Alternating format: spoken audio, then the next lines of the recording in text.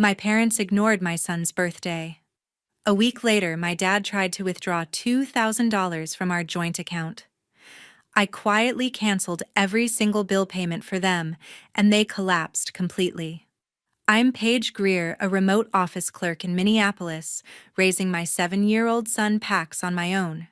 For years, I'd been the one keeping their lights on, their streaming running, even their car insured, without ever hearing a thank you.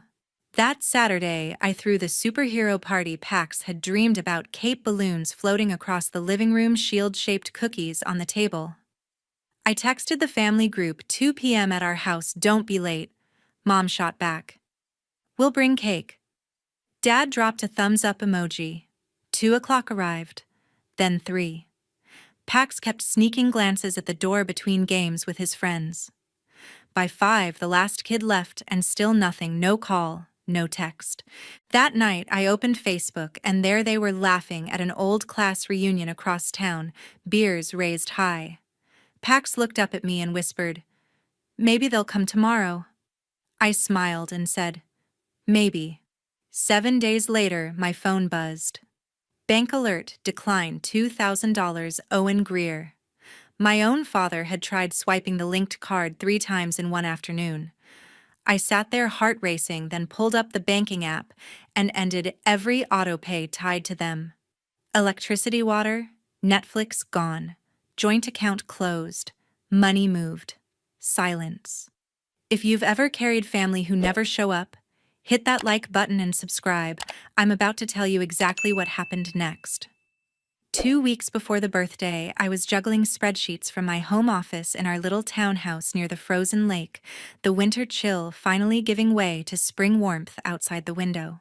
Money was tight after covering Pax's after-school program, but I dipped into savings anyway, for the superhero theme he'd been talking about, non-stop red and blue masks from the party store, helium balloons shaped like capes, and a batch of shield-shaped sugar cookies I baked late one night while he slept. He woke up excited the next morning and grabbed a marker, scribbling a checklist on the fridge door in his wobbly 7-year-old handwriting. Invite grandparents, bake cake, wait for friends. I watched him underline grandparents twice and felt a small tug in my chest, knowing how much it meant to him. That afternoon, during a quick lunch break, I pulled up the family group chat on my phone and snapped a photo of the invitation graphic I'd designed, bright colors, Pax's name in bold, the date and address clear. Superhero party for Pax. Saturday at 2, our place. Hope to see everyone. I hit send and waited. My mom, Ida Greer, replied almost immediately, "We'll be there early with ice cream cake." My dad, Owen Greer, just dropped a thumbs-up emoji the way he always did, instead of typing. My sister Holly Greer texted me privately a minute later. "Stuck with parent-teacher conferences that day, but I'll mail his gift ahead. Tell him Aunt Holly says happy early birthday." I smiled at the screen, showed Pax the messages, and he bounced around the kitchen chanting about cake and presents. The rest of the week flew by in a blur of work emails and party prep. Pax practiced his superhero pose in the mirror every morning, cape towel flapping behind him, and told every kid at recess about the grandparents who were definitely coming this time. I nodded along, remembering last year's half-hearted drop-by with a drugstore toy, but pushed the doubt aside. The promises sounded solid. Meanwhile, my banking app pinged routine confirmations. The auto payments I'd set up years ago for my parents' basics still going out smoothly. Electricity for their small apartment across the cities, water bill, even the Netflix account they shared with my brother Reid Greer, who crashed there more often than not after his latest job fell through. I'd added those when Dad retired early, and money got shaky for them, figuring it was easier to handle from my end than watch them stress.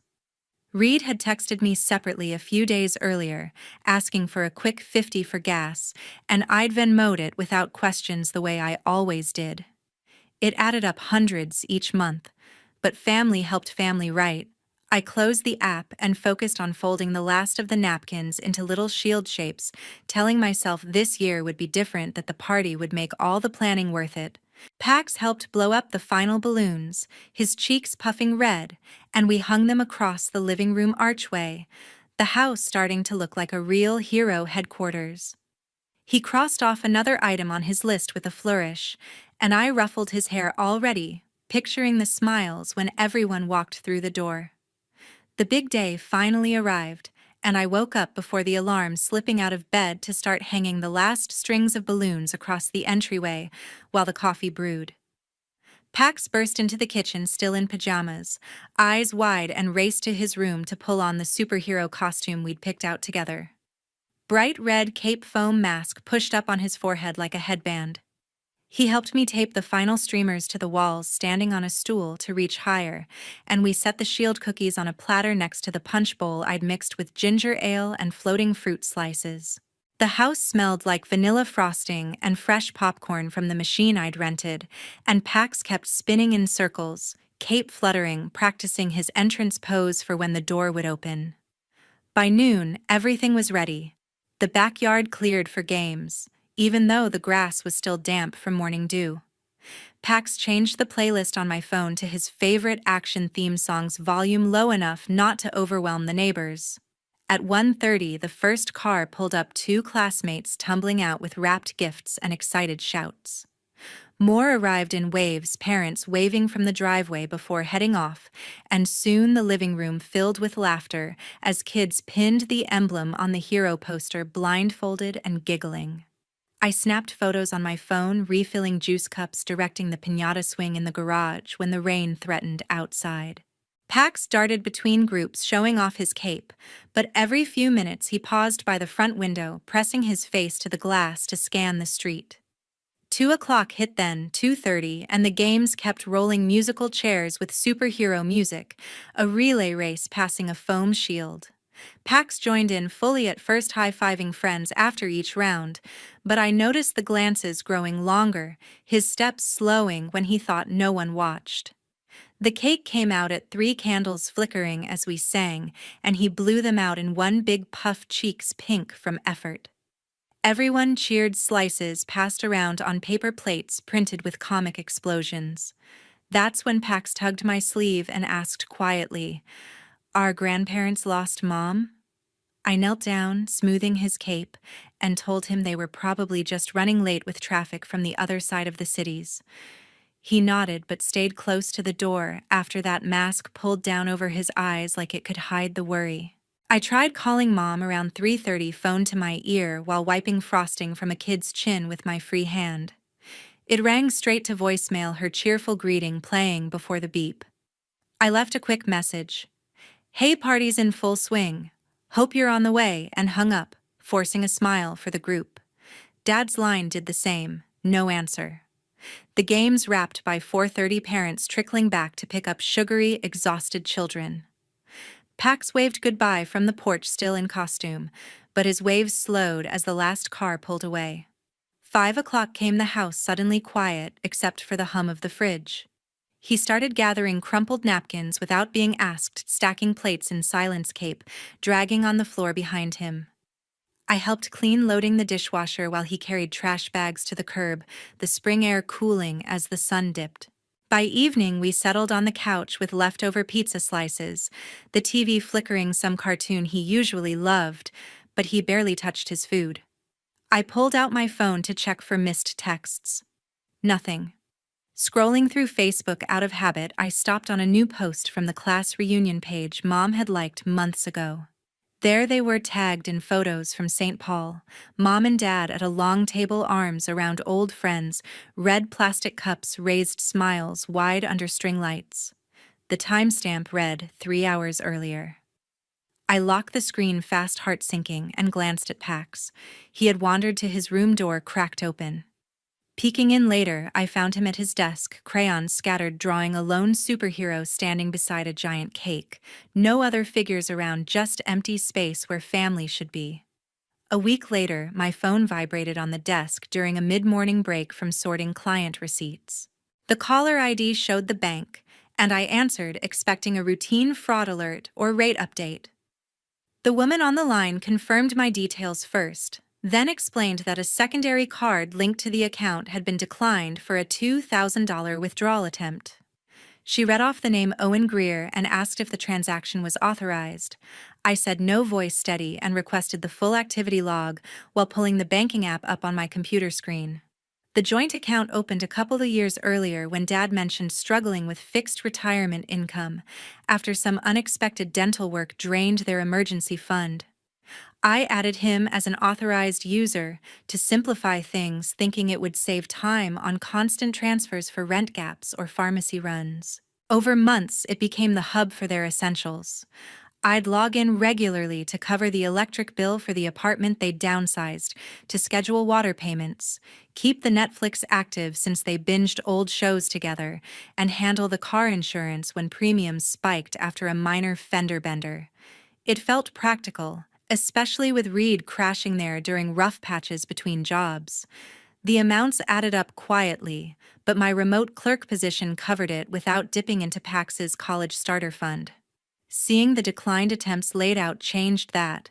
3 separate swipes within 45 minutes, all for the exact same $2,000. First at a convenience store, ATM near their place, then a supermarket lot, finally a branch drive-up across town. Each flagged for insufficient funds, yet he persisted, inserting the card again, like persistence would magically approve it. I zoomed on the timestamps, noting the locations formed a frustrated loop around the cities. The representative stayed on the line, offering to freeze the card permanently, and I agreed without hesitation, authorizing the block effective immediately. From there, I moved to the recurring payment section. The usual lineup appeared with due dates in green highlights. Electricity drafted mid-month, water every other month, Netflix renewing weekly, car insurance quarterly. I clicked each entry, working through the pop-up warnings about potential service interruptions.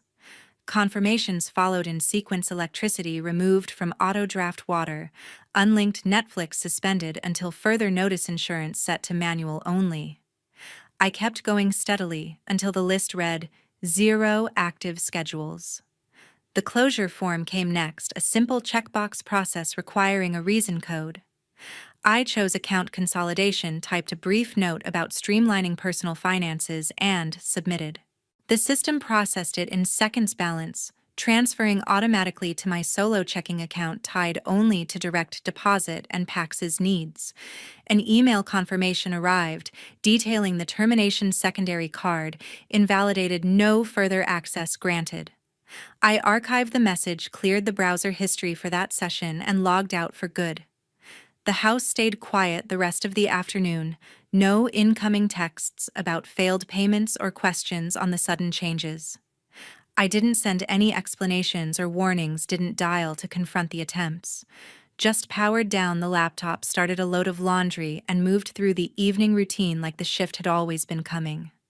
The next morning, sunlight filtered through the kitchen blinds as I poured cereal for Pax before his school bus, the milk carton nearly empty from last night's late snack. My phone lit up on the counter with a text-sized text from Mom. "Power got shut off here. Any glitch on your end?" I read it twice. Thumb hovering over the keyboard, then set the device face down without replying, focusing instead on packing Pax's lunch with apple slices and a note about his spelling test. Another notification buzzed minutes later, an image attachment from Reid, a scanned hospital bill dated last year for Dad's routine checkup after a minor dizzy spell at the grocery store, captioned "stress-related docs," said it could flare again if things get tense. The total showed a modest copay. I remembered covering myself, nothing urgent or new, but the implication hung clear like a veiled request. I saved the photo to my gallery, noting the timestamp matched old records I'd filed away after reimbursement, and closed the thread. Work emails kept me occupied through the late morning, fingers flying over the keyboard to finalize expense reports for a client deadline while sipping cold coffee. An unknown number rang in around 11, and I answered on speaker, continuing to type formulas into spreadsheets. The man identified himself from a national collection agency, polite but firm, referencing overdue balances tied to Dad's name on a credit line, opened for home repairs 2 seasons ago. We show linked contact info for Paige Greer, any relation or ability to relay payment, he asked, rattling off account details. I confirmed I knew the person asked for reference numbers and due dates, and jotted them on a sticky note while he detailed minimum payments, late fees accrued over weeks, and potential credit impacts if unresolved. He offered settlement options with reduced interest, but I thanked him for the information promised to pass it along, and ended the call adding his number to contacts under debt collector, Dad's line. Mid-afternoon brought a private message from Holly on the sibling thread, while I folded laundry in the living room. Mom's been crying all day, says you're being harsh, cutting everything cold without warning. The words carried her usual neutral tone, no accusation, just reporting the scene at their apartment with tissues scattered and Dad pacing. I screenshot the chat immediately, then pulled up the collector's notes from my notepad app, Mom's text thread, Reid's image file, and created a new folder on my desktop labeled Evidence. Dragged each item in one by one, organized by date received, and typed text image call, log message, the digital pile growing as proof of patterns I'd ignored too long, each attempt to tug at old obligations now documented cold. Pax came home chattering about a class project on local wildlife backpack, thudding to the floor, as he described drawing a loon for the lake unit, oblivious to the pings I silenced during homework help at the table. I quizzed him on multiplication facts between glances at the folder icon glowing on my screen in the background. No further messages arrived that evening, the quiet almost louder than the morning barrage, broken only by the hum of the dishwasher after dinner. I cooked simple pasta with marinara from a jar, set the table for two with mismatched plates, and tucked Pax in with a story about brave explorers crossing frozen rivers, his eyelids drooping by the final page. Back in my office after dishes, I opened the folder again, reviewing each item methodically under the desk lamp. The power complaint timed perfectly with bill cycles, the recycled medical scare pulled from archives, the external debt pressure routed through professionals, the family guilt trip delivered secondhand.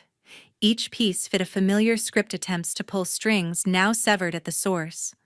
I backed up the entire folder to cloud storage with two-factor authentication, set a strong password, only I knew, then closed the lid and turned off the light, the house settling into night. 3 days of silence passed, the longest stretch, without a single ping or ring since everything changed. I used the quiet to catch up on overdue invoices, the house calm except for Pax practicing piano scales in the living room after homework. Around 9 that evening, a sharp knock broke the rhythm. 3 quick raps that echoed down the hallway. I paused the music on my laptop, walked to the front door and peeked through the peephole. Reid stood on the porch under the motion light hood, up on his faded gray sweatshirt, hands shoved deep in pockets, eyes ringed dark like he hadn't slept properly in days. I opened the door just enough to see him clearly, keeping the chain latched at first. He shifted weight from one foot to the other, breath visible in the cool spring air. "Can I come in?" he asked, voice low. I unhooked the chain and stepped aside, closing the door behind him once he crossed the threshold. He pulled the hood down, revealing messy hair and stubble, then glanced toward the living room where Pax's toy cars were scattered from earlier play. "Kid asleep," I nodded, leading him to the kitchen table instead, away from the hallway.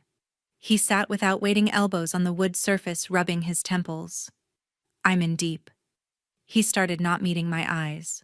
8,500 on cards, gadgets, takeout, stupid subscriptions I forgot to cancel. Interest is killing me. The numbers landed heavy, more than I expected, but not shocking given the hints from collectors. He finally looked up. "If I could borrow just enough for minimums, I'll pay monthly, swear on it." His fingers drummed the table, the same nervous habit from childhood when he wanted something big. I leaned against the counter, arms crossed, letting the silence stretch until he stopped drumming. "No," I said, calm and final. He opened his mouth to argue, but I cut in. "Not $1. His shoulders slumped, the fight draining fast. I reached into the drawer where I kept community flyers, pulled out the printed application I'd grabbed from the auto shop downtown after a friend mentioned openings. Here, I slid it across with a pen. They're hiring full-time techs, decent starting pay benefits after 90 days. Drop it off tomorrow morning. Reid stared at the form like it was written in another language, questions about experience, references, availability. He picked it up slowly, folding it once, then twice, tucking it into his hoodie pocket without a word. No thanks, no pushback, just a tired nod. He stood, pulled the hood back up, and walked to the door on his own. I followed, watching him step onto the porch, the light clicking off as he reached the sidewalk. He didn't look back. After locking the deadbolt, I grabbed the hardware bag I'd bought that week, new cylinder lock with keys, the kind resistant to bumping. Pax wandered out in pajamas, rubbing his eyes. Who was that mom? I knelt to his level, helping him back to bed while explaining. Just someone needing directions. We're adding an extra lock for safety, okay? Like a superhero shield. He smiled sleepily, accepting it without questions, and drifted off within minutes. I spent the next hour on the floor with a screwdriver, swapping the old lock for the new one, testing the turn until it clicked smooth and secure. The fresh keys went on my ring, one spare hidden in the kitchen drawer for emergencies only I knew about. House quiet again, stronger than before. 11 months flew by in a rhythm of school runs, weekend soccer games, and steady remote deadlines that finally let me build a small emergency cushion. Reid landed the mechanic gig for about 8 weeks, texting once with a photo of his first paycheck stub, but updates stopped after that. No follow-up on installments, no mention of the $8,500 still looming on statements I no longer saw. Life settled into a protective routine for Pax and me, the new lock gleaming on the door, extra keys tucked away. Pax's next birthday crept up on the calendar, the 8th one marked with a star sticker he placed himself. I designed simple digital invites, space theme, this time rockets and stars, and sent them to the family group out of lingering habit more than hope. Mom replied within minutes, "We'll make it this round, promise." Dad added a rocket emoji. Holly sent regrets about a work trip but wired a gift card ahead. Pax helped hang foil planets from the ceiling fan, counting down days on a paper chain he snipped each morning. The party fell on a sunny Saturday, friends arriving with lightsabers and astronaut helmets, the backyard set with a bounce house rented on sale. 2 o'clock came and went, games in full swing, cake sliced under string lights as the sun dipped. Pax checked the driveway between bounces, smile fading by 4 when the last parent collected their kid. He pulled the chain links down himself, folding the invite printouts into the trash without a word.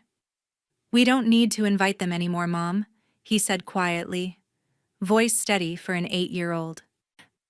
I hugged him tight, no explanations needed. That evening, muscle memory took me to Facebook.